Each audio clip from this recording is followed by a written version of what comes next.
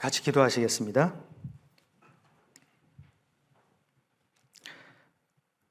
언제나 우리를 사랑하시는 하나님 아버지, 베풀어 주신 은혜를 인하여 찬송과 영광을 돌립니다. 죄 가운데 태어나 죄 가운데 살며 죄로 인해 죽어 또 영원한 심판에 들어갈 수밖에 없는 우리들을 불쌍히 여기시고 사랑하셔서 십자가에서 그 모든 죄를 대신하여 심판받으시고 흘리신 보배로운 피로 우리의 모든 죄를 깨끗하게 씻어주시고 또 그 사실을 믿고 구원받을 수 있도록 우리 각자를 불러주신 것을 감사합니다. 항상 그 은혜 잊지 않고 이 땅의 남은 삶을 귀하고 값지게 살아갈 수 있도록 우리를 늘 인도해 주옵소서. 또 이 복음을 전하기 위해 세계 각곳에 나가서 복음을 전하는 우리 선교사님과 그의 가족들, 주님께서 기억해 주시고 필요를 채워주셔서 많은 영혼들이 주께 돌아오는 일에 부족함 없도록 인도해 주옵소서.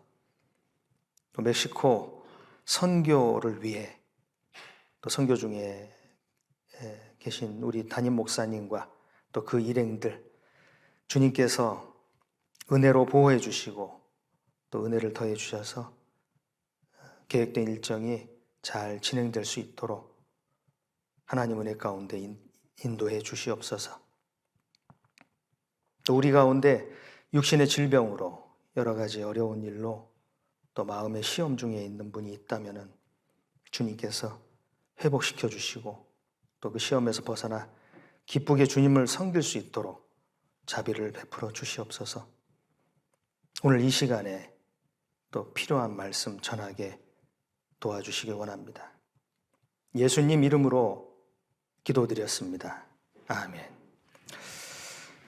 성경 말씀 고린도후서 찾겠습니다. 고린도후서 1장 고린도후서 1장 말씀입니다.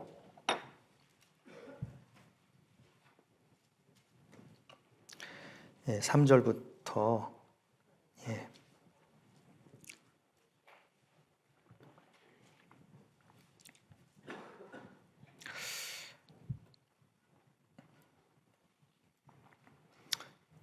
고린도후서 1장 3절부터 4절까지의 말씀인데요.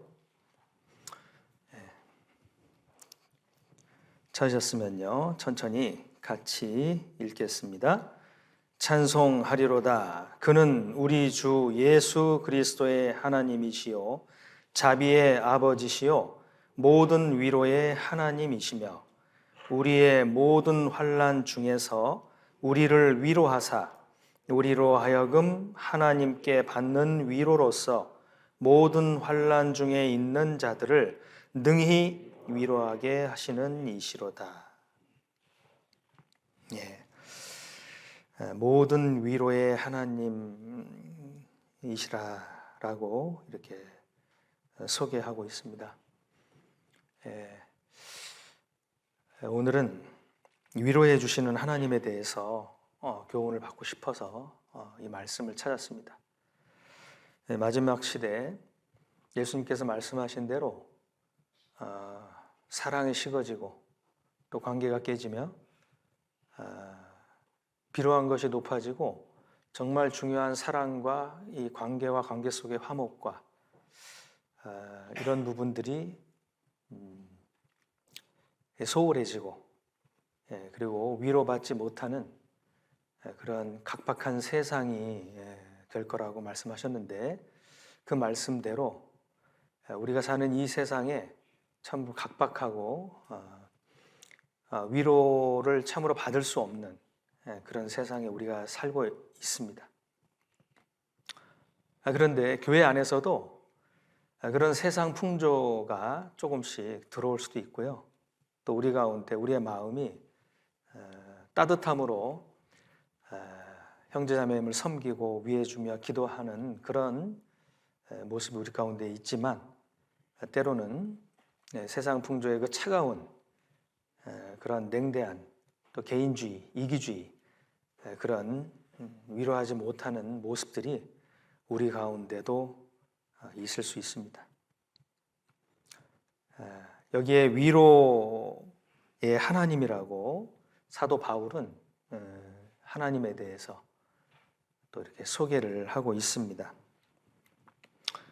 위로가 없다면은 사람이 사는데 그 위로를 받지 못하면 온전히 살기 힘들 것입니다. 구원을 받았다 할지라도 구원받은 성도도 계속해서 하나님께서 주시는 위로로서 신앙생활을 온전히 할 수 있다, 그렇게 말씀을 드릴 수가 있습니다.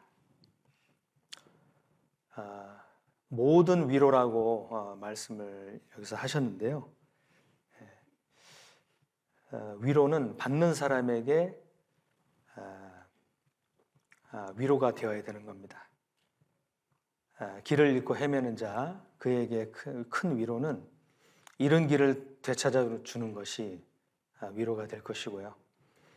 엄마를 잃고 슬피 우는 아이에게는 사탕과 과자가 잠시는 잊게 해줄지라도 그 아이에게 정말 위로가 되는 것은 잃어버린 어머니를 다시 찾게 되는 것, 그것이 참으로 큰 위로가 될 것입니다.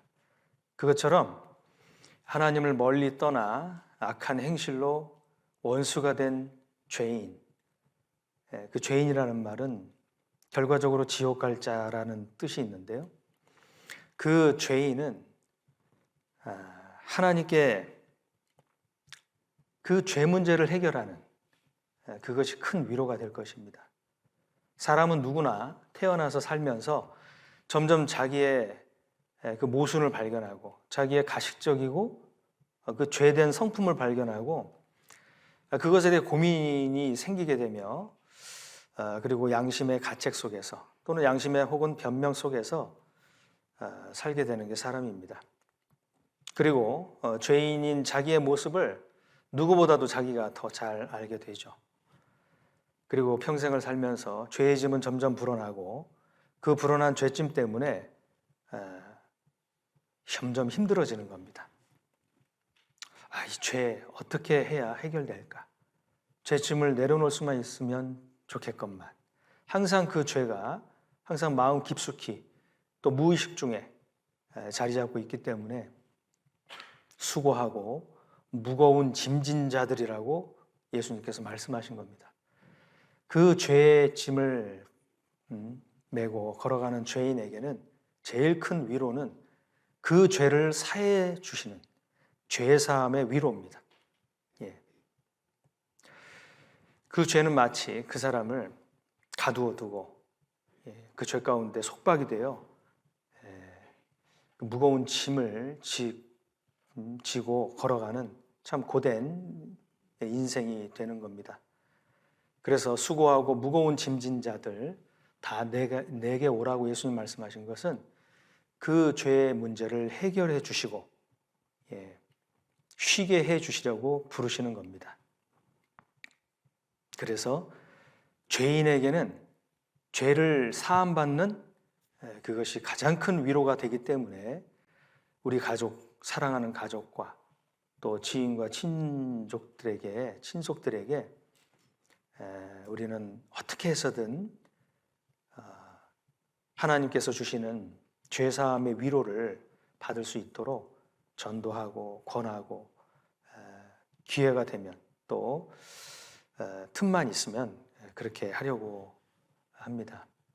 특별히 명절에는 일하는 곳에서 쉬고 모든 분들이 쉬고 가족들끼리 만나는 일이 있잖아요. 그래서 고향으로 태어난 곳으로 또 가족들 있는 곳으로 갑니다. 그래서 오늘 저희 교회에서도 지금 많이 이동한 것으로 보입니다. 여기 빈자리가 많이 있습니다. 그런데도 또 많이 또 앉아 계십니다, 지금. 고향에 안 가셨습니까? 평택 지역이 고향인 분들, 또 이곳으로 또 다른 지역에 계시다가 또 오늘 명절을 맞이해서 오신 분들 또 계실 거라고 생각합니다.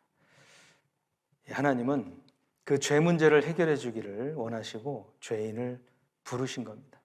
그래서 그 죄에 끌려가는 그런 불쌍한 사람들, 불쌍한 백성들을 위로하라고 하나님은 말씀하셨습니다.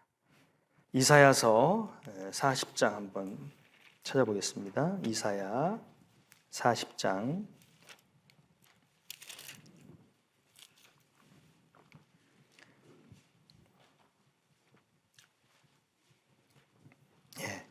1절입니다. 40장 1절.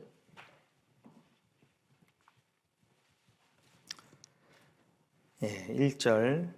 너희 하나님이 가라사대 너희는 위로하라. 내 백성을 위로하라. 너희는 정다이 예루살렘에 말하며 그것에게 외쳐 고하라.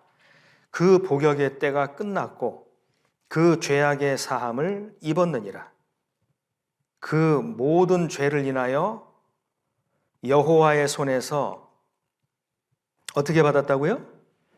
배나 받았느니라 할지니라. 여기에 기록된 말씀처럼 내 백성 이스라엘, 이스라엘이 바벨론 포로 생활 가운데 갇혀 있었죠. 그런데 그들을 하나님께서 해방시켜 주시고 또 그 불순종하는 죄, 그 죄로 인해서 징계를 받았던 그 기간이 끝났고 그 죄로 인해서 고통받는 시간이 끝났다. 사함을 입었다. 그런데 얼만큼 죄가 사해졌는지 배나 여호와의 손에서 받았다라고 그렇게 외치라고 고하라고 말씀하셨습니다. 이 외침을 듣는 이스라엘 백성들은 마음에 큰 기쁨과 감사가 됐을 것입니다. 구약 성경 말라기가 끝나고 신약 성경이 기록되기 전에 그 수백 년간의 침묵기, 암흑기라고도 합니다. 하나님께서 말씀하시지도 않고 또 응답하시지도 않고 그 암흑기입니다. 긴 암흑기가 어떻게 해서 시작이 다시 됐냐면 예수님의 탄생과 함께 시작이 됩니다. 그래서 천사가 보냄을 받아서 오늘날 다윗의 동네에 온 세상에 미칠 큰 기쁨의 소식이라 그랬습니다. 죄인을 구원하시려 이 땅에 보내심을 받은 자 예수 그리스도. 그분이 태어난 목적은 그 이름에 그대로 나타나 있습니다. 그 이름을 예수라고 지으라고 그 예수의 뜻은 자기 백성을 저희 죄에서 구원할 자라고 그 뜻입니다. 예수님이 구원할 자로 오셨다는 것은 구원하시기 위해서는 죄값을 갚아야 되는데 죄값을 갚는 그 자리에 나아가서 대신 죽는다는 것을 말씀하십니다. 그래서 요한복음 3장 16절에 하나님께서 이 세상을 이렇게 사랑하셨는데 얼만큼 사랑하셨냐면 독생자를 주실 만큼 사랑하셨다는 겁니다. 독생자를 주셔서 그 죄에 대한 심판을 갚지 않으면 우리가 살 길이 없기 때문에 세상을 사랑했다는 것은 세상에 살고 있는 우리를 사랑하셨다는 겁니다. 우리를 사랑하신다면 우리가 받아야 될 심판, 세상 죄, 지고 가는 어린 양으로 예수님께서 이 땅에 오신 겁니다. 그런데요, 예수님을 믿음으로 구원받는 사람이 있는 반면에 또 예수님 믿지 않아서 심판받는 사람도 있습니다. 하나님은 모든 사람이 구원받기를 원하십니다.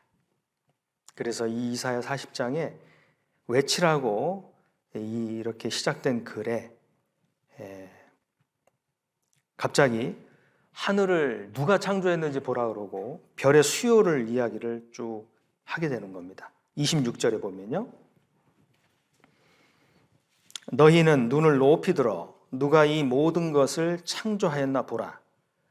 주께서는 수요대로 만상을 이끌어내시고, 이 수요, 만상, 이게 다 별들에 관한 것들입니다. 이끌어내시고 각각 그 이름을 부르시나니 그의 권세가 크고 그의 능력이 강함으로 하나도 어떻게 됐다고요? 빠짐이 없느니라. 예, 이 말씀 중요합니다. 예, 하나도 빠짐이 없다. 예. 하나님은 내게 왜 은혜를 베풀지 않으실까? 하나님은 왜 나에게는 이렇게 냉대하실까?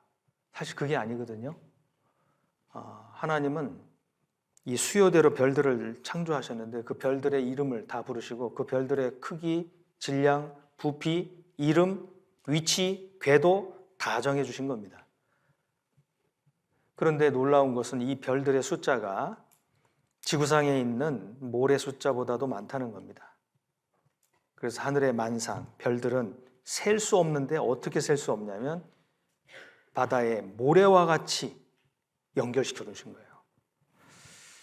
처음엔 그걸 몰랐지만은 과학이 발달하면서 1965년, 1965년이 아니죠. 1600년대 그때 갈릴레오 망원경을 발명하고 그때부터 계속해서 먼 데를 더 멀리 볼 수 있고 더 멀리 볼 수 있고 그러다가 지금 현재 와서는 우주의 끝이 있는지도 모릅니다. 아직까지. 그런데 별들이 너무 많아가지고 그 숫자를 셀 수 없는데 마치 모래 숫자만큼 많아서 셀 수 없다. 모래 숫자보다 더 많다라고 그렇게 밝혀지고 있습니다. 과학자들은 그 너무나 많은 별들을 연구하기에 기가 질려버립니다. 하나님은 그 모든 별들의 이름을 다 부르시고 세고 계시다는 것. 이 세상에 살고 있는 나 자신도 하나님의 그 관심과 또 사랑과 은혜 속에서 하나님께서 은혜를 베푸시고 있다는 것. 그래서 여기에 27절에 이어서 이 말씀을 하시는 겁니다. 야곱아, 네가 어찌하여 말하며 이스라엘아, 네가 어찌하여 이르기를 내 사정은 여호와께 숨겨졌으며 원통한 것은 내 하나님에게서 수리하심을 받지 못한다 하느냐.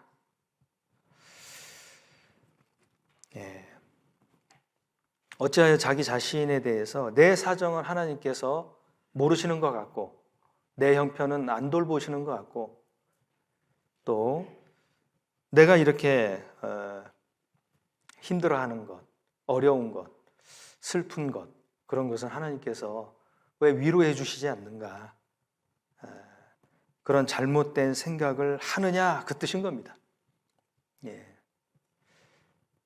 하나님은요 모든 것을 다 알고 계십니다. 그래서 하나님의 시간에 우리를 인도하시며 찾아주시는 겁니다. 예수님과 함께 지냈던 제자들은요 예수님께 대한 그 기대가 있었습니다.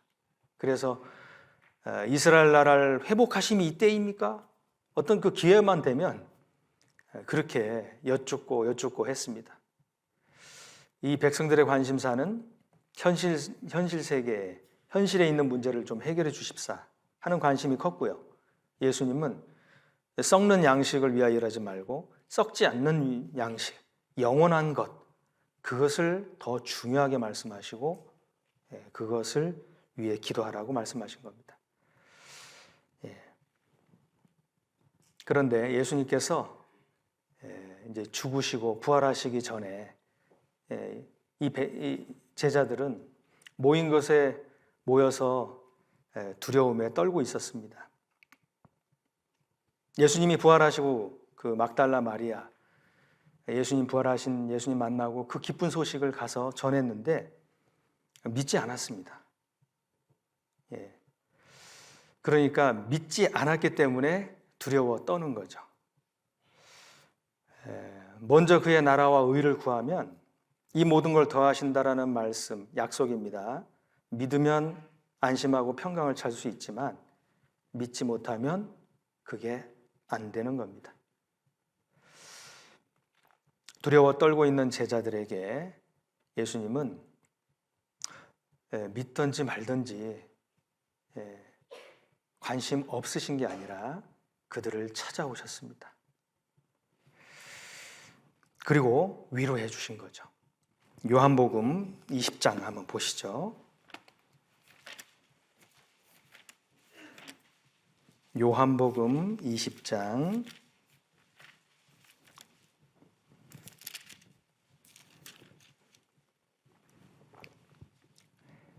19절입니다.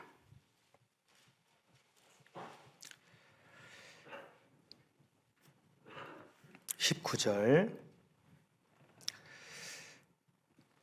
이날 곧 안식 후 첫날 저녁 때에 제자들이 유대인들을 두려워하여 모인 곳의 문들을 닫았더니 예수께서 오사 가운데 서서 가라사대 너희에게 평강이 있을지어다.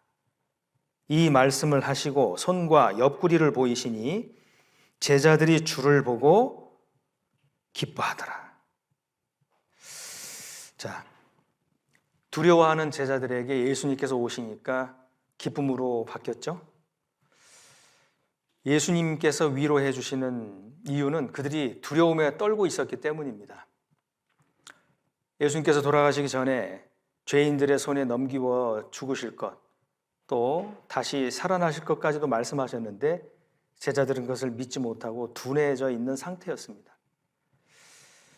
문들을 닫았더니 하고 예수님께서 오사, 왜 이렇게 비교적으로 기록했을까요? 문들이 닫혔는데 예수님께서 오셨다는 것은 사람이 닫은 문이 있을지라도 예수님은 위로하시기 위해서 닫혔는데도 들어오신다. 부활하신 몸이기 때문에 신령한 몸이셨죠. 우리는 지금 강당의 말씀을 듣기 위해서 저 뒤에 있는 문을 통과해야 했을 것입니다. 혹시 통과 안 하고 그냥 그대로 들어오신 분 계세요? 예. 갑자기 분위기가 문들이 닫혔는데 예수님께서 들어오셨어요. 하나님의 말씀은 매이지 않는다라고 하는 것을 교훈을 받을 수 있습니다. 비록 내 작은 마음은 하나님의 뜻을 온전히 이해하지 못해서 마음이 닫히는 경우가 있어요. 성경 말씀을 통해서 하나님의 뜻을 알려주시고 나를 지키시고 보호하신다는, 나와 함께 하신다는, 침 삼킬 동안도 놓지 않으시기를 계속해서 하시고 나를 돌보시고 감찰하신다는 약속이 많이 있음에도 불구하고 내 마음이 닫혀 있는 거예요. 믿지 못하는 겁니다. 그런데 계속해서 하나님은 내 마음의 문을 두드리시고 또 찾아오셨습니다. 위로해 주셨습니다. 하나님의 말씀, 위로의 말씀은 매이지 않습니다. 예수님은 걸어다니는 말씀이셨습니다. 문들이 닫혔는데 들어오신 거예요. 그리고 말씀하셨습니다. 평강이 있을지어다. 손과 옆구리를 보여주셨어요. 증거가 확실하니까 기쁨으로 연결되잖아요. 우리가 하나님의 말씀을 사실 그대로로 다 믿고 있습니다. 그러나 때에 따라서는 우리 육신적인 생각에 닫혀 있어서 하나님의 뜻을 온전히 신뢰하지 못하고 염려하고 근심하고 그럴 때가 종종 있습니다. 그래서 예수님께서 염려하지 말라고 그랬습니다. 그건 이방인이나 하나님도 없고 약속도 없는 소망도 없는 그런 사람이나 염려하는 것이지 너희 천부께서 무엇을 먹을지 무엇을 마실지 무엇을 입을지 다 아시느니라. 이 모든 것이 너희에게 있어야 할 줄을 다 아시느니라. 너희는 먼저 그의 나라를 구할 수 있는 사람은 그리스도인밖에 없잖아요. 그의 의를 구하라. 하나님의 뜻대로 구하고 하나님의 뜻을 이루는 것을 구하는 것은 그리스도인밖에 없잖아요. 교회 다니는 사람 말고요. 진짜 그리스도인.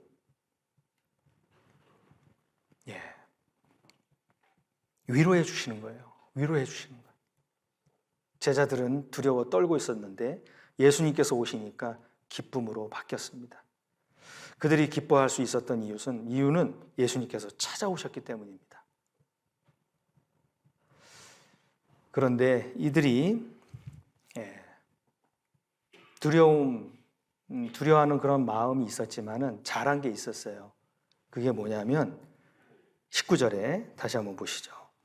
이튿날 이날 곧 안식 후 첫날 저녁 때에 제자들이 유대인들을 두려워하여 어디에 있었다 그랬어요? 모인 곳에 문들을 닫았더니, 그들은 유대인을 두려워해서 문을 닫는 일은 있었지만 모여야 할 때 모였고 함께 있어야 할 곳에 있었다는 겁니다. 그러니까 예수님께서 약속대로 오신 거예요. 손과 옆구리를 보여주신 거예요. 평강이 있을지어다. 잃어버린 평강을 다시 찾았습니다. 예수님께서 위로해 주심으로 모인 곳에 함께 있는다는 것이 얼마나 중요한지 그 뒤에 도마를 보면 알 수 있어요. 도마는 이곳에 함께 하지 않았습니다. 그러니까 제자들이 다 가서 도마에게 우리가 주를 보았다, 부활하신 주를 보았다 기뻐서 외치는 증언들을 다 들었음에도 불구하고 안 믿는 겁니다. 안 믿어요. 그의 마음은 여전히 닫혀 있었고 그의 마음은 여전히 의심 가운데 쌓여 있었던 겁니다. 우리가 주님 계시는 몸된 교회, 거기에 모인 곳에 여러분들은 온전히 거하십니까? 아니면 때에 따라서는 가기도 하고 안 가기도 하고 때론 조금 등한히 하기도 하고. 우리는 구원을 받았다면 믿는 자가 다 함께 있어야 되는 거예요. 모인 곳에 다 함께. 그러면 반드시 주님께서는 내가 두려워하는 일들, 닫혀있는 상태여도 주님은 그 문제를 해결해 주시기 때문입니다. 해결해 주십니다. 도마는 그곳에 없었어요. 제자들이 우리가 주를 보았노라 그렇게 다 하나같이 증언을 해도 안 믿었습니다. 오히려 더 뭐라 그러냐면은 내가 내 손가락으로 그 못자국에 넣어보지 않고 내 손을 그 옆구리에 넣어보지 않고는 내가 안 믿겠다고. 그렇게 이야기하는 것을, 그는 옆에 예수님이 계신 걸 몰랐지만 예수님 옆에서 다 듣고 계셨습니다. 그래서 어떻게 하셨어요? 그렇게 의심에 쌓여 있고 불신을 하는 이 도마, 그러나 도마의 중심 속에는 내가 확인해 보고서라도 내가 믿겠다라고 하는 그 마음이 있었습니다. 여드레를 지났습니다. 26절입니다. 다시 또 반복해서 기록이 되고 있습니다. 여드레를 지나서 제자들이 다시 집안에 있을 때에 도마도 함께 있고 문들이 닫혔는데 예수께서 오사 가운데 서서 가라사대 너희에게 평강이 있을지어다 하시고 도마에게 이르시되 내 손가락을 이리 내밀어 내 손을 보고 내 손을 내밀어 내 옆구리에 넣어보라. 그리하고 믿음 없는 자가 되지 말고 믿는 자가 되라. 도마가 대답하여 가로되 나의 주시며 나의 하나님이시니이다. 예수께서 가라사대 너는 나를 본고로 믿느냐? 보지 못하고 믿는 자들은 복되도다 하시니라. 자, 여기에 또 반복해서 기록이 되고 있습니다. 여드레를 지나서 도마에게 다시 나타나는데 소요되는 시간이 여드레입니다. 한 8일 정도 소요가 됩니다. 잘 믿지 않고 더디 믿으면 시간이 더 많이 가는 겁니다. 우리가 전도하는 사람 중에 잘 안 받아들이려고 하는 사람들이 있잖아요. 그분들을 믿게 하는 데는 조금 더 긴 시간, 불신에는 조금 더 기간이 소요될 수도 있습니다. 그러나 그가 모인 곳에 다시 온다면, 복음이 전해지는 곳에 다시 오고 예수님을 증거하는 곳에 다시 온다면, 다시 그 말씀을 듣는다면 그도 깨닫게 될 것입니다. 예수님께서 다시 오셨습니다. 문들이 또 닫혔었는데 예수님께서 또 오셨습니다.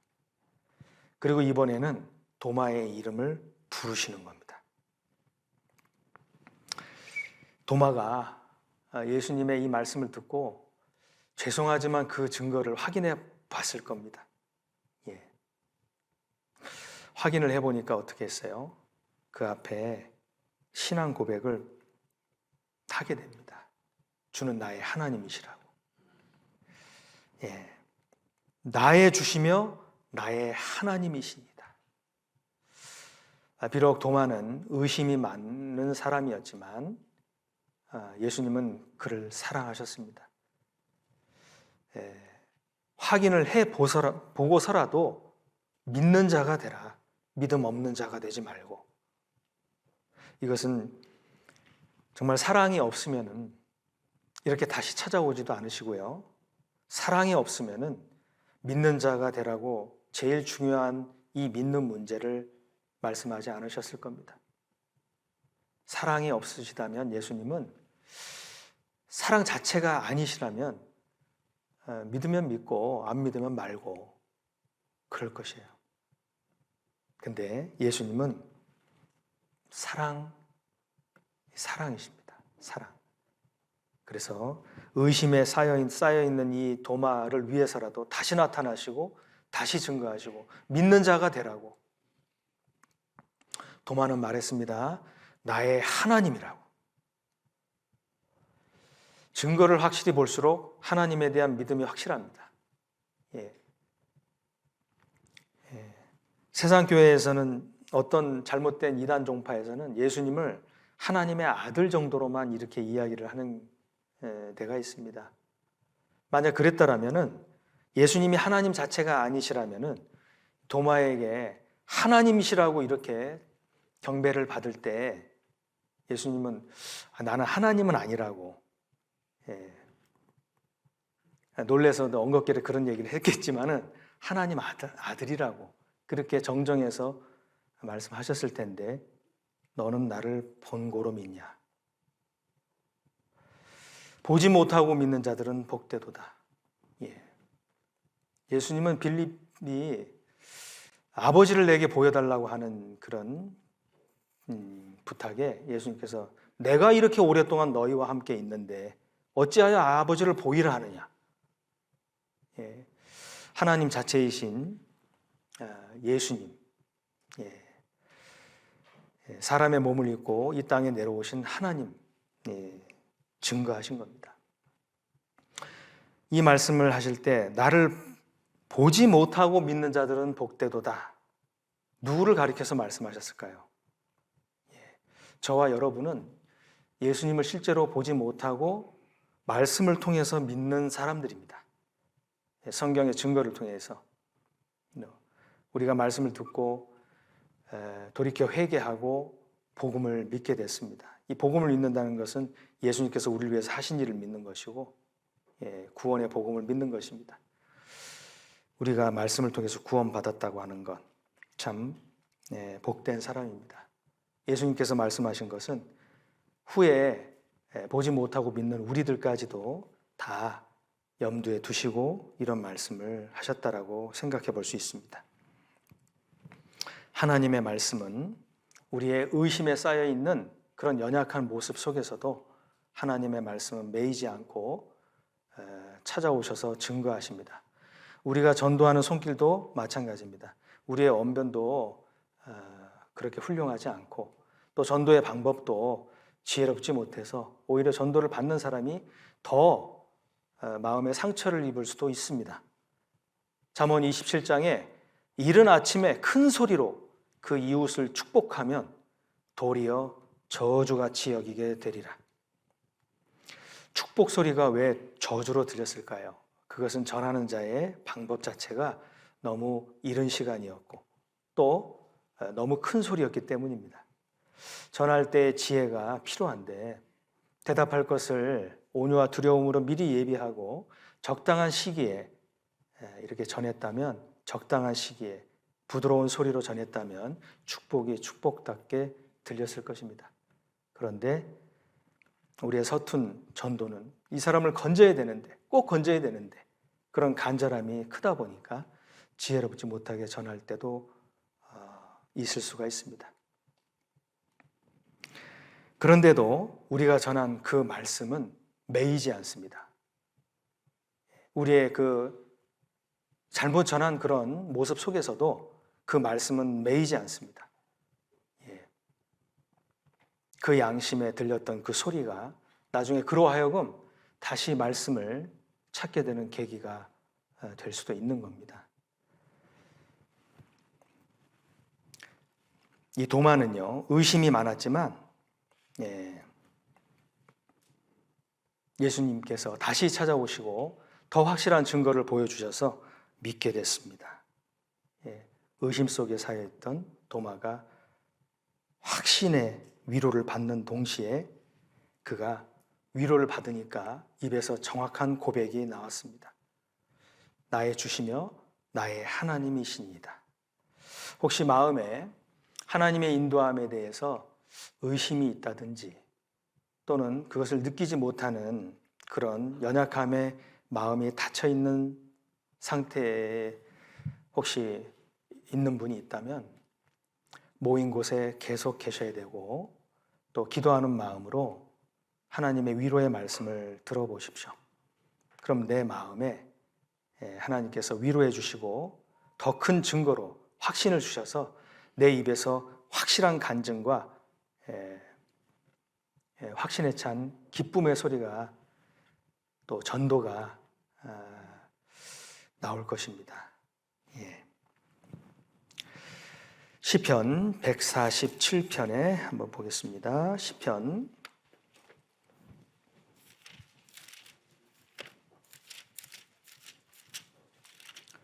147편입니다.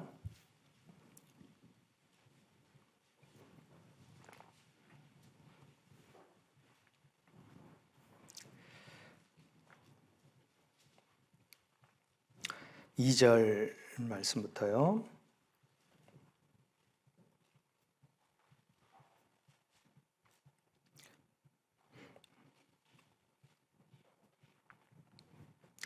여호와께서 예루살렘을 세우시며 이스라엘의 흩어진 자를 모으시며 상심한 자를 고치시며 저희 상처를 싸매시는도다.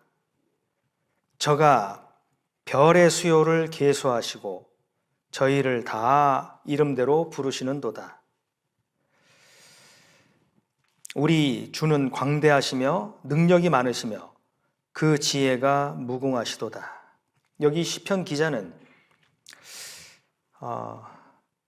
하나님께서 흩어진 자를 모으시고 또 무너진 곳을 세우시는데 또 그런 모습처럼 마음에 상심한 것을 고쳐주시고 또 상처가 나서 아파하는 그 상처를 싸매주시고 고쳐주신다는 겁니다. 낫게 하신다는 겁니다.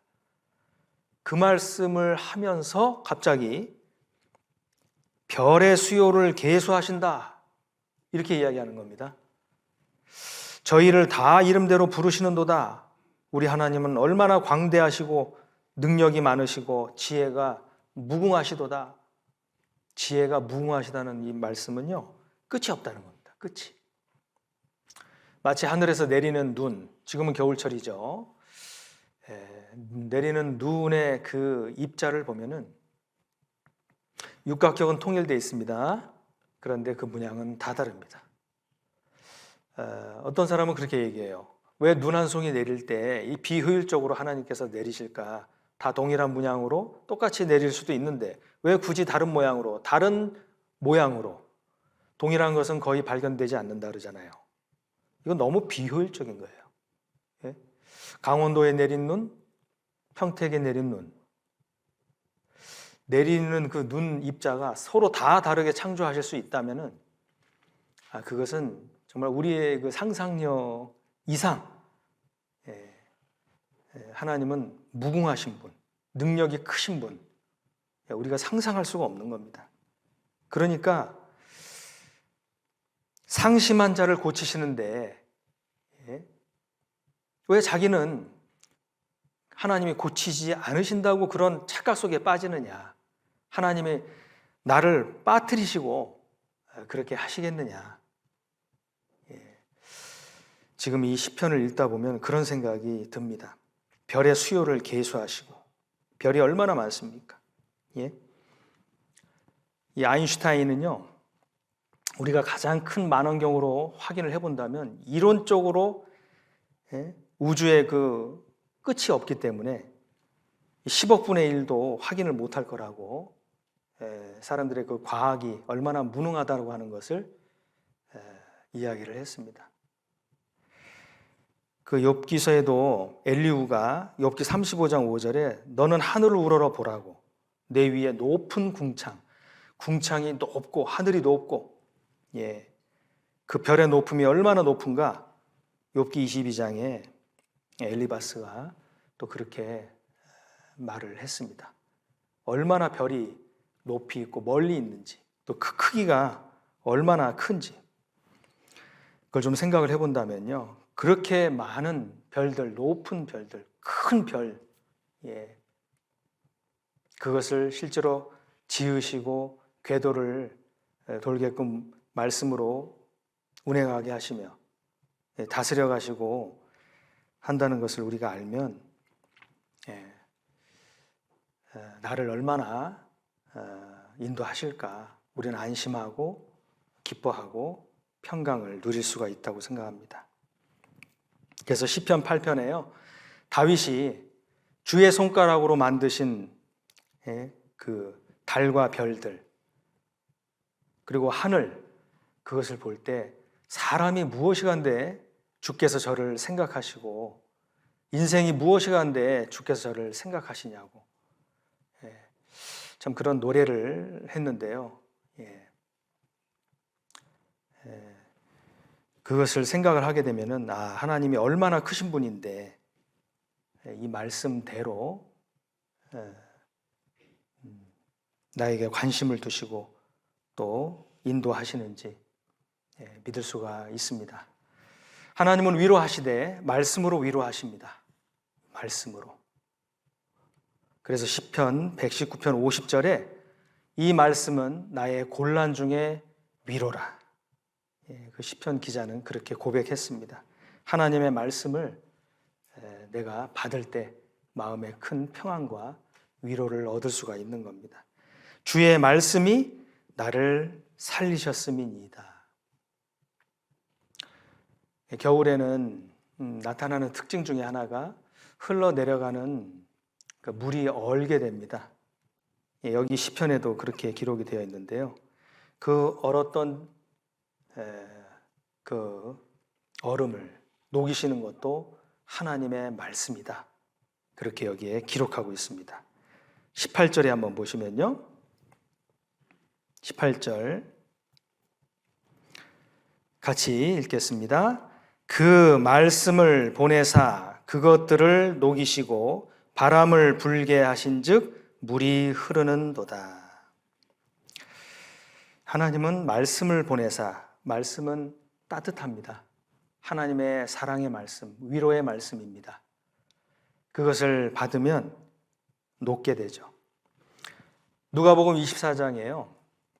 여리고로 내려가는 그 두 제자는 예루살렘에서 여리고로 내려가는데, 내려가는 이유는 마음이 차가워졌기 때문입니다.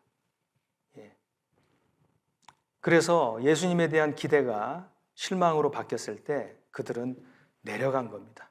그들의 마음은 너무 차가웠어요. 하나님의 말씀이 없었습니다.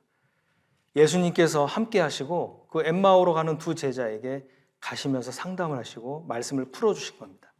길에서 말씀을 풀어주실 때 그들의 차가웠던 마음이, 얼어붙었던 마음이 녹은 거예요. 그래서 그들이 그 말씀을 우리에게 풀어주실 때에 우리의 마음이 뜨겁지 아니하더냐, 그런 고백을 하고 그 시로 예루살렘으로 다시 모인 곳에 모이게 되고 합류하게 됩니다. 말씀으로 위로받고 말씀으로 위로받은 사람은 함께 있어야 할 곳에 같이 있는다는 겁니다. 그 말씀을 보내사 그것들을 녹이시고, 내 마음에 혹시 차갑게 얼어붙은 그런 마음이 있다면 말씀을 가까이 해야 합니다.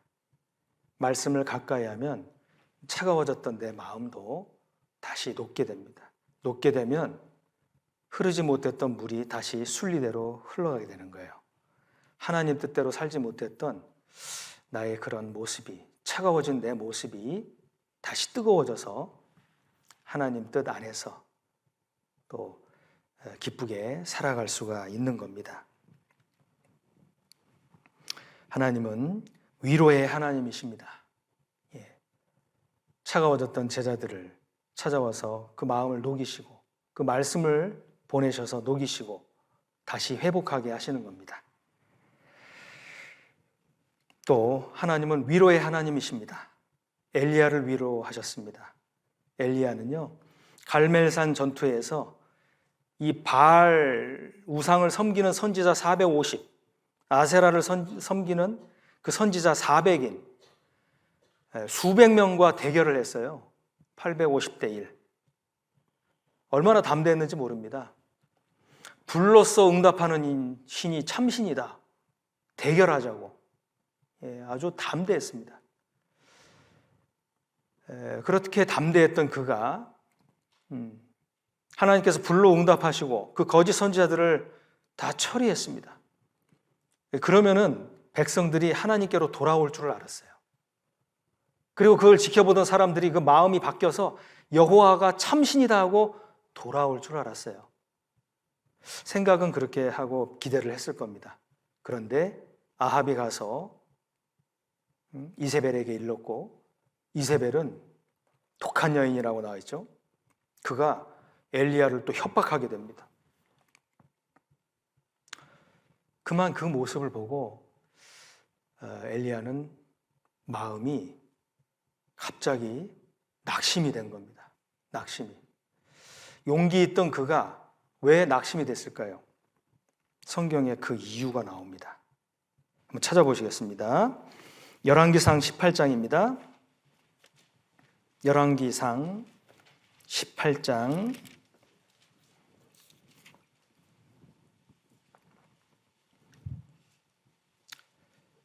32절입니다.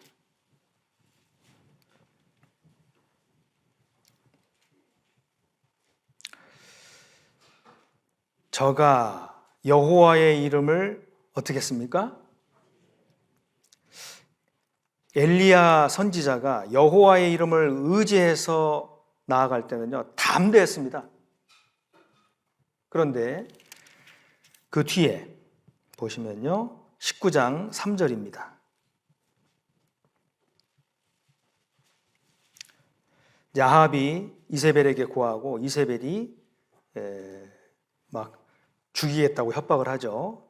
그러니까 3절에 저가 이 형편을 보고, 자, 여호와의 이름을 의지할 때와 그 형편을 볼 때의 엘리야는 바뀌었습니다.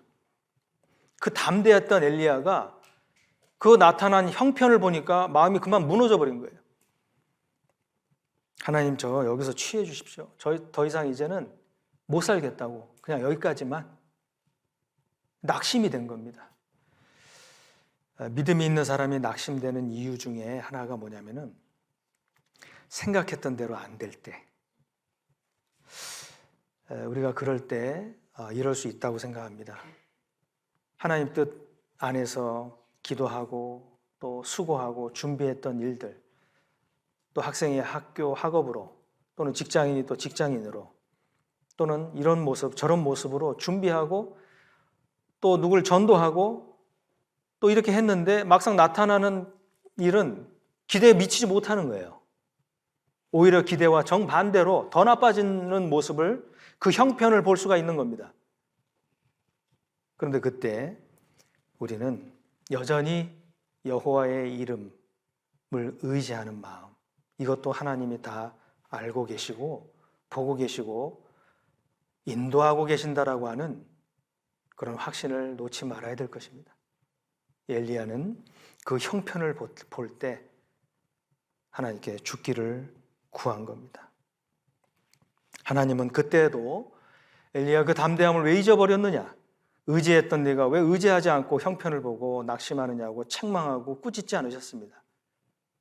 그 연약함을 아시고, 그 뒤에 여기 보면요, 4절, 5절 한번 보시면요. 스스로 광야로 들어가 하루길을 좀 행하고 한 로뎀나무 아래 앉아서 죽기를 구하여 가로되 여호와여 넉넉하오니 지금 내 생명을 취하옵소서.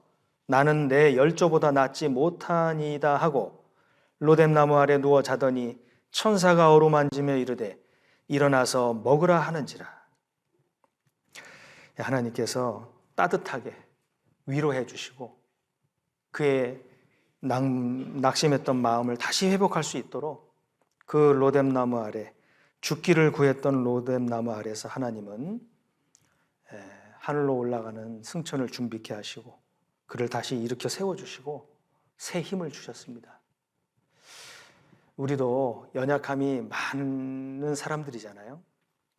때로는 마음에 이렇게 무너지기도 하고 좀 낙심되기도 하고 그럴 때 하나님은 늘 계속해서 말씀으로 위로해 주시고 힘을 내라고, 그리고 넘어진 그곳에서 털털 털고 일어날 수 있도록 새 힘을 주십니다. 그러니까 우리가 말씀을 잘 들어야 되는 거예요. 말씀을 잘 듣고 회복이 되고, 마치 그 잎사귀가 마르지 아니함 같다고 하는 시편 1편은 우리가 마를 일이 종종 있는 거예요. 낙심될 수도 있는 겁니다. 수분이 모자라 말라가는 이파리에 다시 물을 주고 햇볕을 받는 그 은혜의 해와 은혜의 그 물은 양분이 되어서 그 푸르름이 다시 회복이 되는 겁니다.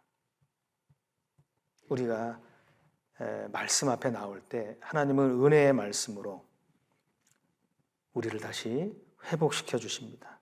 위로해 주십니다.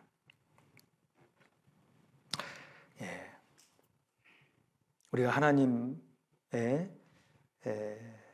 말씀을 붙잡고 하나님을 의지하는 그 모습은 정말 우리에게 하나님 앞에 갈 때까지 꼭 있어야 될 모습입니다.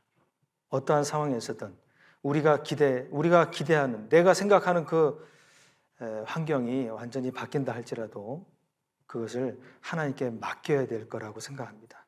낙심하지 말고 맡기면 하나님께서 회복시켜 주실 거라고 생각합니다. 그리고 우리는 주님을 가까이 쫓아가야 됩니다. 오히려 멀어지려고 하는 그 모습들이 있을 때 더 가까이 해야 합니다. 때에 따라서는 회사 일이 너무 바빠가지고 막 야근에 특근에 막 이렇게 요구할 때가 있잖아요. 그럼 우리는 그 모임 일정에 맞추려고 어떻게 해서든 그 모임에 참여하려고 비록 소득이 적을지라도 의를 겸해야 되기 때문에 하나님 뜻대로 좀 그 일을 빼려고 합니다. 그런데 피치 못하게 빼지 못할 상황이 있어요. 그때는 어떻게 하죠? 또 일을 할 수밖에 없어요. 그러나 바쁠수록 진짜 이 모임과 말씀 앞에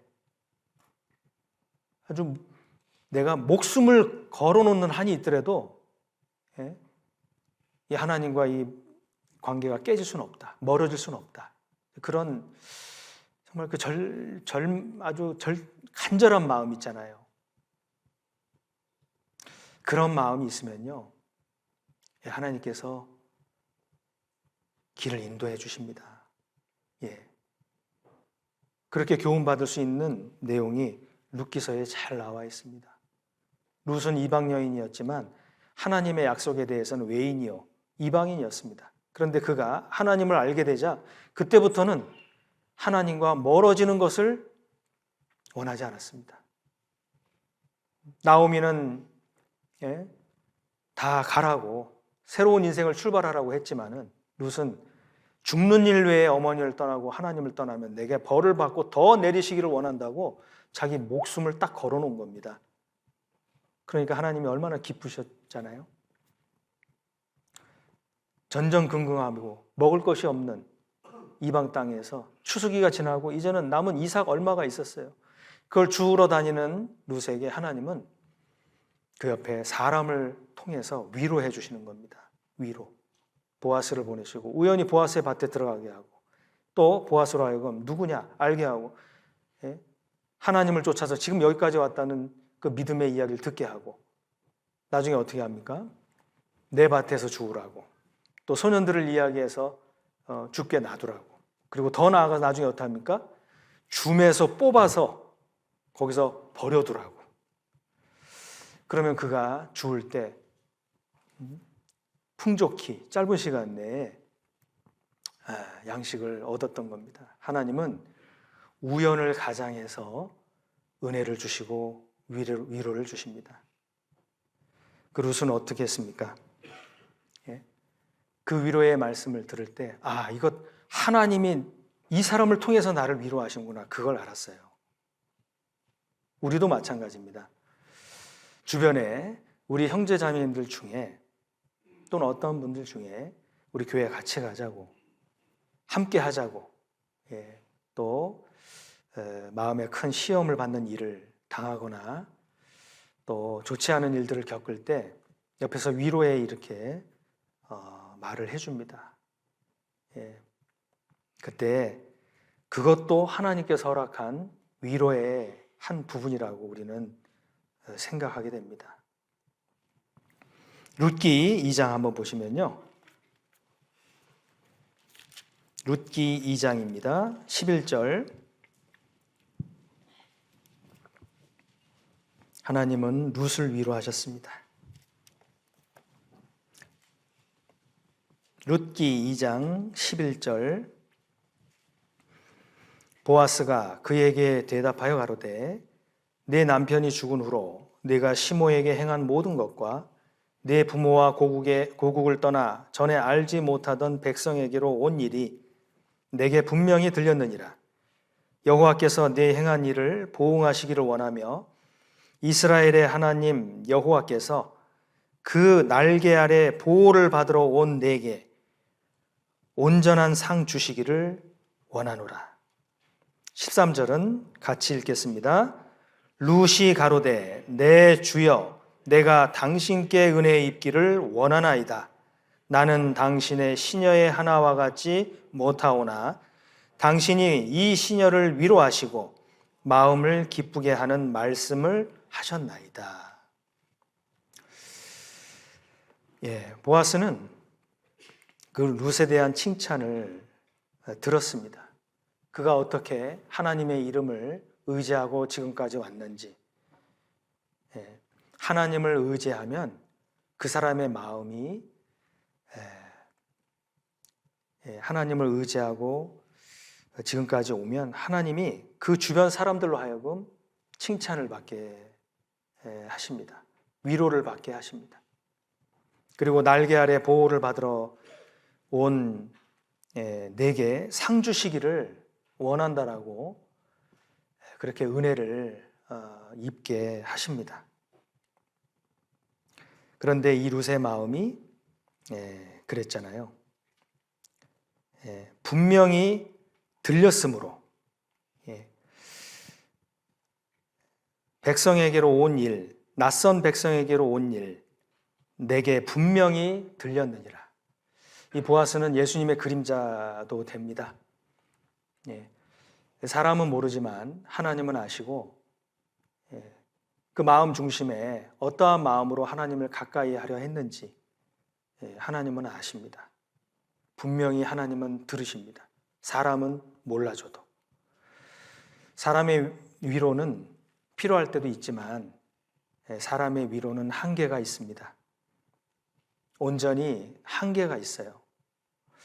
그래서 하나님은 너희를 위로하는 자는 나다라고 이사야에서 말씀하신 것은 온전히 위로할 수 있는 분은 하나님이십니다.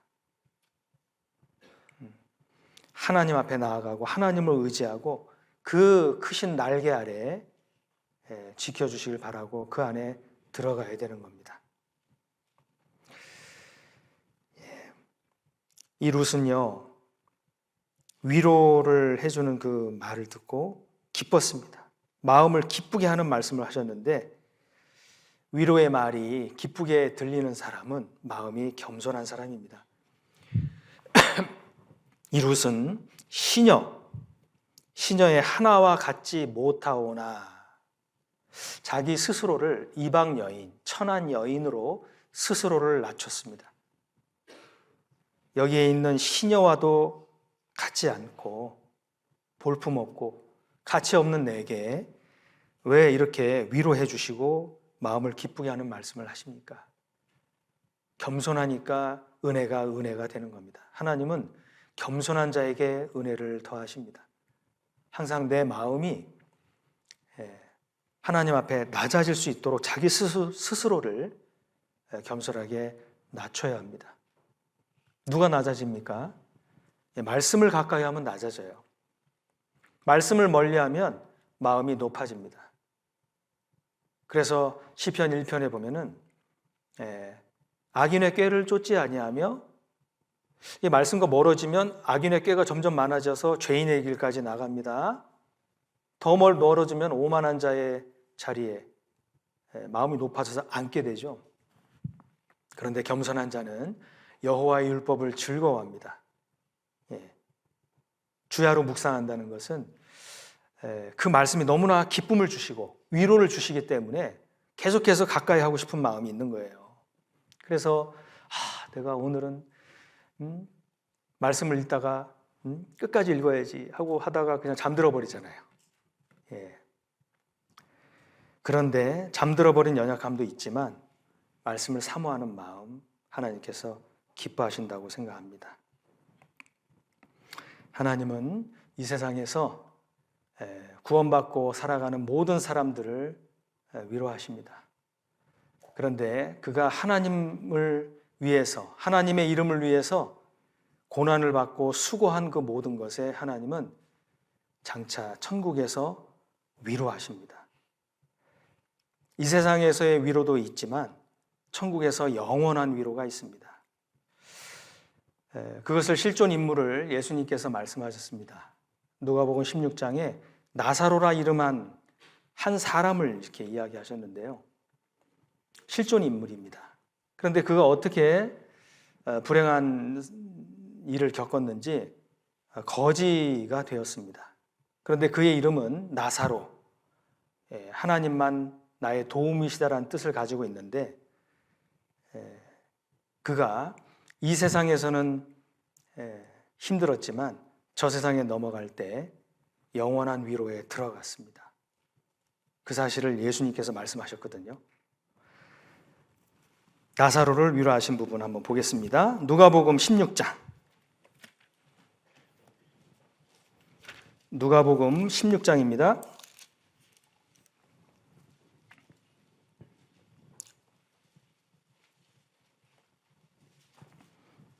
19절이에요.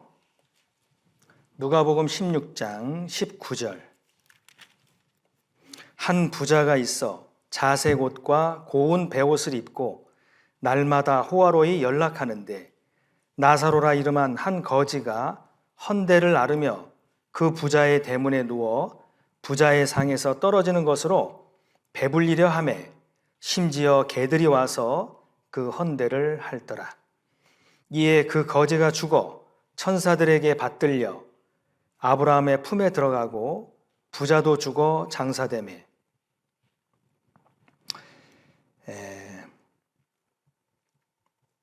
여기에 이 나사로라는 실제 인물을 예수님께서 말씀하셨습니다. 그가 살다가 어떻게 어려운 상황으로 거지가 된 겁니다. 그런데 몸에 병도 있었어요.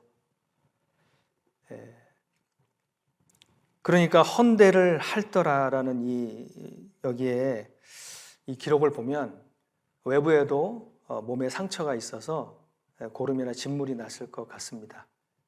그런데 얼마나 상태가 안 좋았는지 개들이 와서 그 헌대를 핥는데 쫓아낼 기운조차도 없는 모습인 겁니다. 세상에서 보면 완전히 망한 사람 아니겠어요? 그런데 그 안에는 그리스도의 생명이 있습니다.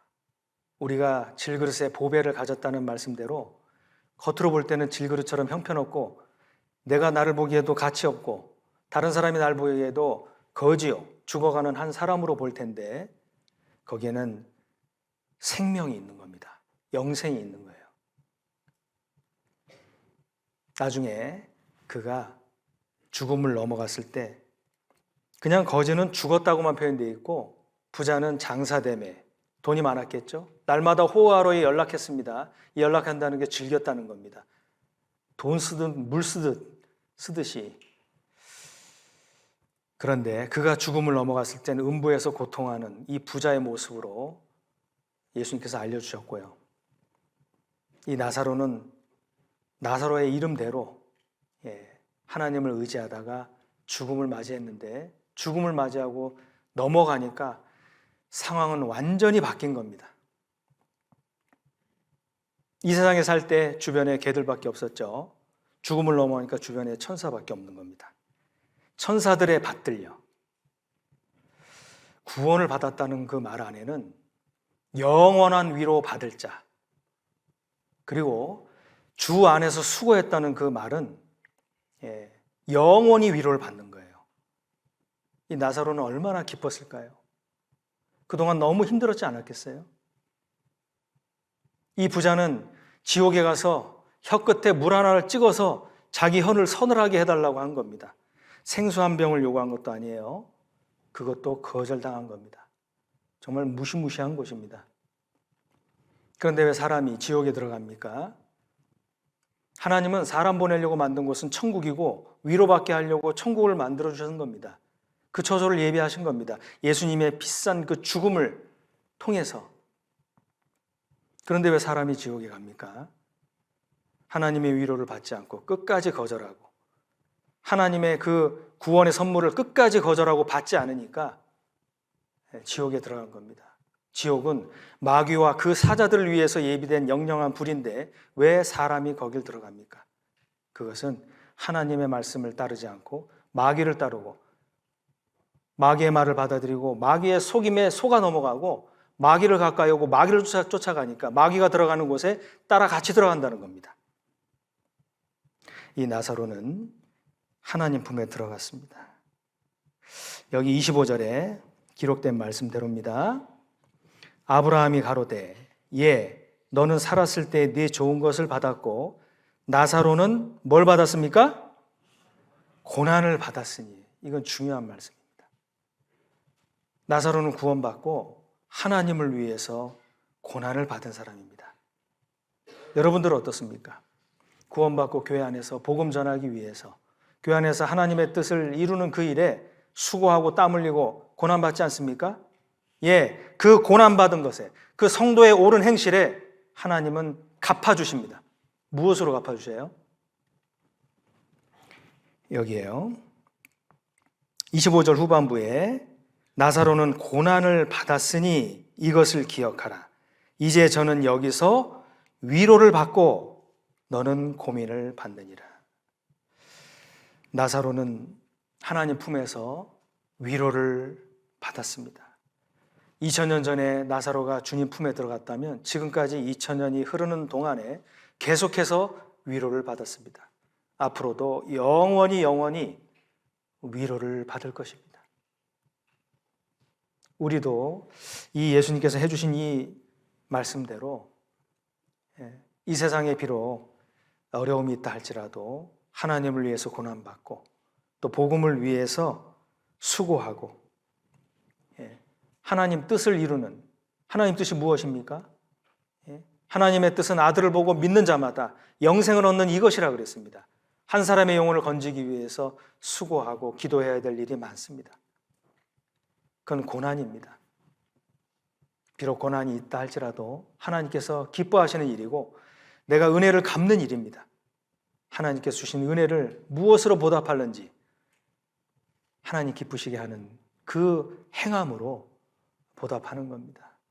그 보답하는 일에, 당연히 보답하는 건데도 그 보답하는 그 고난의 삶에 하나님께서는 영원한 위로로 갚아주신다는 겁니다. 나사로는 얼마나 기뻤을까요? 하나님은 그 눈에서 눈물을 씻기실 것입니다. 그 마음을 위로해 줄 것입니다. 베드로도 하나님께 많은 위로를 받았습니다. 베드로는 주님께서 죽어주시기 전에 다른 제자들은 다 주를 버릴지라도 나는 버리지 않겠다고 예수님에 대한 그 마음은 진실했을 것입니다. 그러나 능력은 없었죠.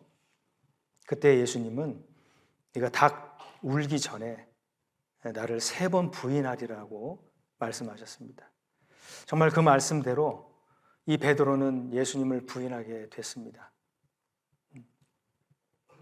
그리고 부인할 때, 나는 정말 예수님을 모른다고 완강히 부인할 때 예수님과 눈이 마주쳤어요. 닭 울음이 울었습니다. 그때 베드로의 심정은 어땠을까요? 지금까지 예수님을 위해 목숨을 버리고 끝까지 쫓아가겠다는 다른 제자들은 다 줄을 버릴지라도 자기는 그러지 않겠다고. 베드로의 마음이 어땠을까요? 산산조각 났을 것입니다. 그는 문 밖으로 나가 밖에서 심히 통곡했다고 기록하고 있습니다. 그가 힘은 없었지만 그 마음은 예수님을 위했고 정말 진실했었습니다. 그러니까 예수님은 부활하신 뒤에 베드로를 다시 찾아와서 그를 공개적으로 제자들 있는 자리에서 3번 직분을 맡기십니다. 내가 이 사람들보다 나를 더 사랑하느냐? 그렇다라고 고백했고 예수님은 내 어린 양을 먹이라.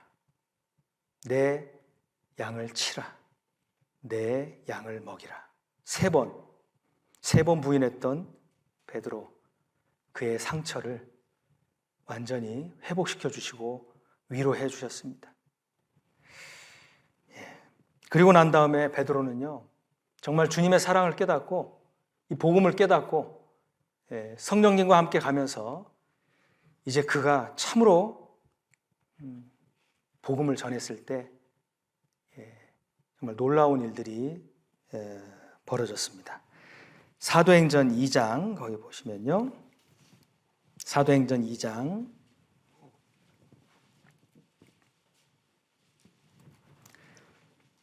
38절입니다.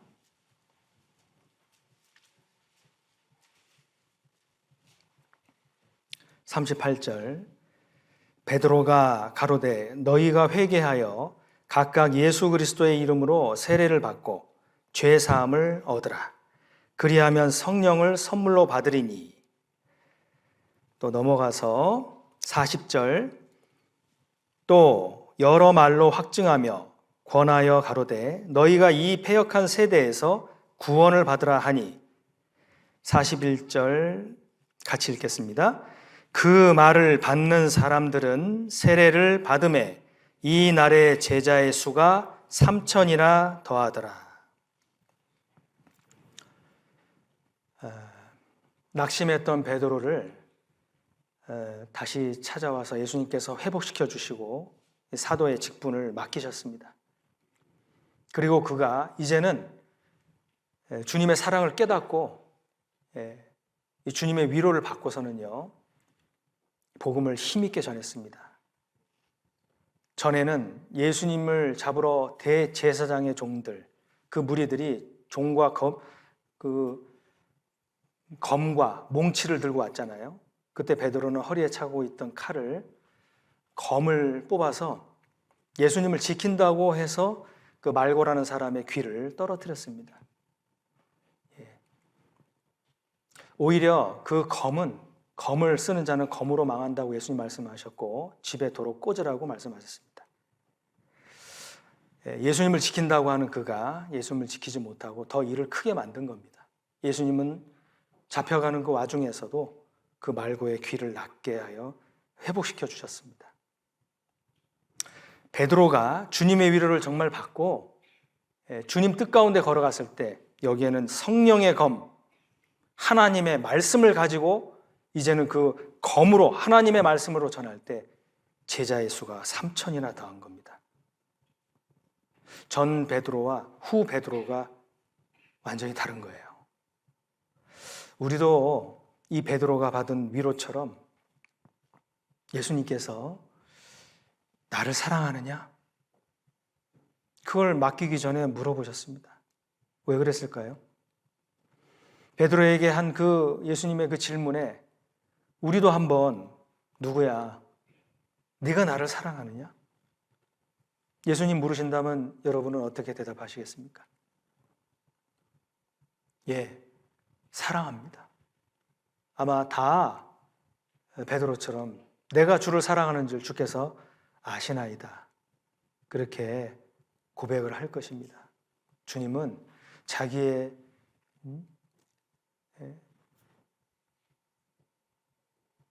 걸음을 따라오고 또 그리스도의 종으로서 우리를 부르셨는데 신앙생활의 그 걸음은 주님을 사랑하는 마음이 바탕이 되는 겁니다. 주님을 사랑하는 마음이 있으면 교회를 사랑하게 되고 주님을 사랑하는 마음이 있으면 서로 사랑하라는 주님 말씀에 순종하게 되고 형제를 사랑하고 자매를 사랑하게 됩니다. 성도를 사랑하고 그리고 이뤄진 영혼을 향해서도 불쌍히 여기는 마음으로 그리스도의 심장으로 그의 영혼을 사랑해서 권하게 됩니다. 주님은 그것을 기뻐하십니다. 그것을 기뻐하셔서 그 베드로를 통해서 그가 전하는 성령의 검, 하나님의 말씀을 통해서 그날 듣는 자들의 3천이나 더하게 되는 귀한 역사가 일어난 겁니다. 우리는 교회 안에서 붙어 있어야 됩니다. 교회에 떨어지면, 교회와 멀어지면 하나님의 인도함을 받기가 어렵고 위로를 받기가 어렵습니다. 초대교회 성도는 여러 가지 어려움도 많고 많은 핍박과 환난을 받았지만은 그들은 교회 가운데 딱 거하고 있었어요. 초대교회 모습을 보면요. 거기 44절입니다. 믿는 사람이 다 어떻게 있어요? 믿는 사람은 예수님 믿는 사람이고 예수님 믿고 구원받은 사람입니다. 다 함께 있어야 되는 거예요. 혹시 이 말씀처럼 나도 교회 가운데, 교제 가운데 함께 있는지 어떠십니까? 여러분, 형제님, 자매님 다 함께 계십니까? 이런 질문 받으면 여러분 어떻게 대답하십니까? 혹시 아니요라고 대답하는 그런 분 계십니까? 지난 시간에는 그렇게 했다 할지라도 올해부터는 마음을 돌이키시기 바랍니다. 하나님이 함께 하라고 하는 데는 이유가 있는 거예요. 위로하시고 보호하시고 인도해 가시는 하나님의 은혜가 계속해서 있기 때문에 그 안에 거하라고 말씀하신 겁니다. 자, 여기에 44절 믿는 사람이 다 함께 있어요.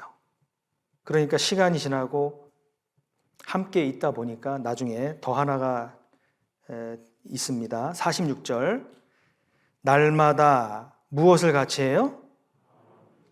자, 믿는 사람이 다 함께 있었을 때는 마음이 같지 않은 부분도 있을 수도 있습니다. 그러나 성령이 하나 되게 하시고 그 안에 주님의 위로가 있고 주님의 사랑이 그 안에 있고 은혜가 있기 때문에 나중에는 결과적으로 하나가 되는 겁니다. 날마다 마음을 같이하여. 형제는 연합하고 동거하는 데까지 나아가야 되는 겁니다. 이 동거라는 것은 운명을 같이하고 목적을 같이하는 겁니다. 하나님의 뜻 안에서 운명을 같이할 때 그때 거기서 여호와께서 복을 명하십니다. 그건 시편 133편에 다윗의 입을 통해서 그렇게 말씀하신 그 교회의 아름다운 모습, 형제가 연합하여 동거하며 어찌 그리 선하고 아름다운고, 거기서 여호와께서 복을 명하시는데 그게 영생이라고 그랬습니다. 여기에 믿는 사람이 다 함께 있어.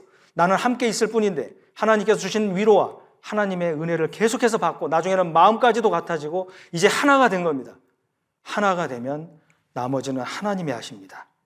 47절 같이 읽겠습니다. 하나님을 찬미하며 또 온 백성에게 칭송을 받으니 주께서 구원받는 사람을 날마다 더하게 하시니라. 나머지는 하나님이 하십니다. 나는 순종하고 거하면 되는 거예요. 연합하고 운명을 같이하고 마음을 같이하면 되는 겁니다. 혹시 신앙생활 하다가 옆에 있는 형제 자매들로부터 마음을 같이 하지 못하는 의견이 충돌하고 다른 의견이 있고 상처가 있습니까? 예, 그래도 그 상처가 주님의 은혜 안에서, 사랑 안에서 하나가 되는 데까지 주님이 위로해 주실 겁니다. 주님이 주시는 위로를 받으면 하나가 될 수 있습니다. 예? 어떻게 하나가 됩니까? 교회 안에는 하나님의 위로가 차고 넘칩니다. 그것을 사도행전 9장에 기록했는데요. 거기엔 성령의 위로가 있었습니다. 그 위로가 있으면 어떻게 되냐면 이렇게 됩니다. 사도행전 9장 31절입니다.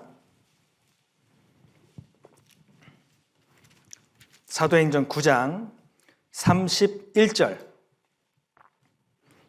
그리하여 온 유대와 갈릴리와 사마리아 교회가 평안하여 든든히 서가고 주를 경외함과, 뒤로 같이 읽겠습니다. 성령의 위로로 진행하여 수가 더 많아지니라. 여기에 든든히 교회를 세워주시는 모습입니다. 유대와 갈릴리와 사마리아 교회가 평안하여 든든히 서가고, 든든히 서가는 그곳에 주를 경외함이 있습니다. 하나님의 뜻을 이루기 위해서 성도가 연합하고 복음을 전하는데 마음을 같이하고 성전에 모이기를 힘쓰고, 거기서 여호와께서 복을 명하셔서 구원받는 사람을 날마다 더하게 하시는데, 우리 교회를 통해서 한 사람 한 사람 구원받는 역사가 계속해서 나타나고 있습니다.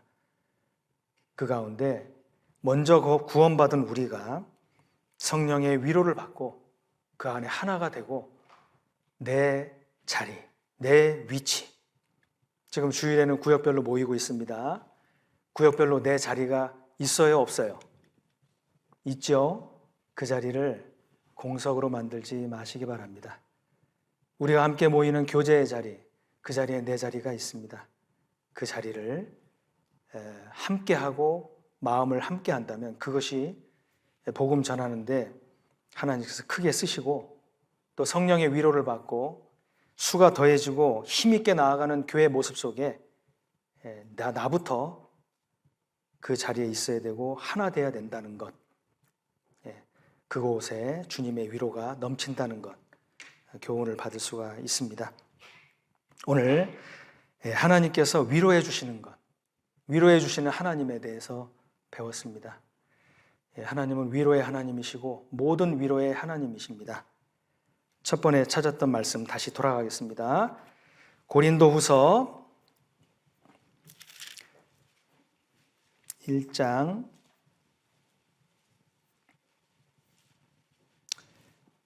3절의 말씀입니다. 찬송하리로다. 그는 우리 주 예수 그리스도의 하나님이시요 자비의 아버지시요 모든 위로의 하나님이시며, 4절은 같이 읽겠습니다. 우리의 모든 환난 중에서 우리를 위로하사 우리로 하여금 하나님께 받는 위로로서 모든 환난 중에 있는 자들을 능히 위로하게 하시는 이시로다.